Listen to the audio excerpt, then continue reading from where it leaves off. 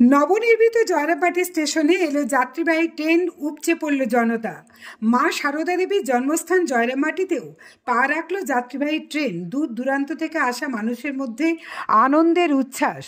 বিষ্ণুপুর থেকে নবনির্মিত জয়রামবাটি রেল স্টেশনে আজ ট্রেন ঢুকতেই আবেগে আপ্লুত হয়ে উঠলেন অসংখ্য মানুষ।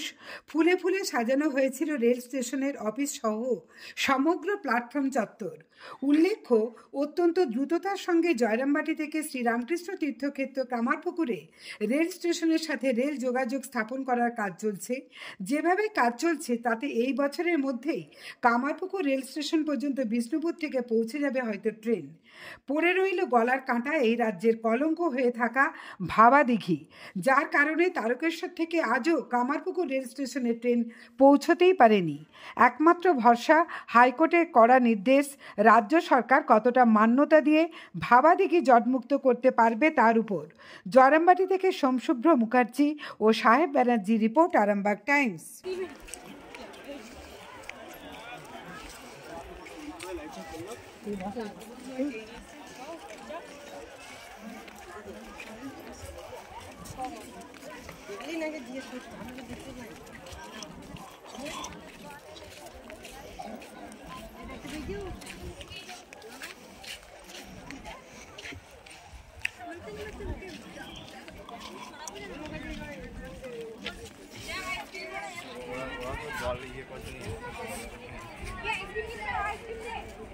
প্রথমে একটাকে কিনে দিয়েছিল, বললো প্রথমে তুই কিনে দিয়েছিলিস।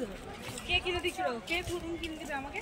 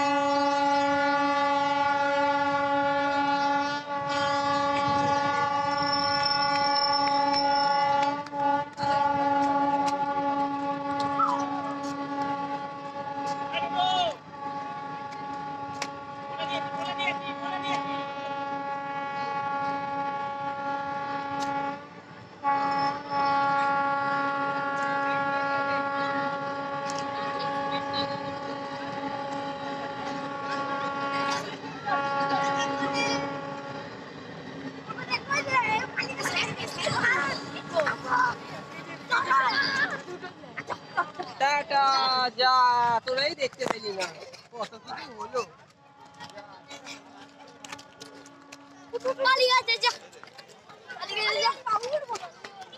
পড়া গো লাস্ট নিলা ক্যামেরা।